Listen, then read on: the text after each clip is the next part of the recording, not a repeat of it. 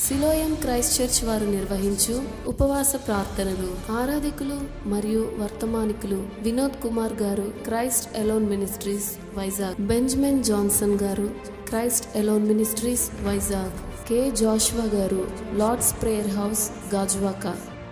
మరియు సుధీర్ గారు, gospel ministries Vizag. ఈ దైవ సేవకులచే అద్భుతమైన వర్తమానములు వినిపింపబడును. మిమ్ములను ప్రేమతో ఆహ్వానించుచున్న దైవజనులు కరుణానిధి గారు మరియు జోయల్ గారు, Siloam Christ ministries, Arilova, Visakhapatnam.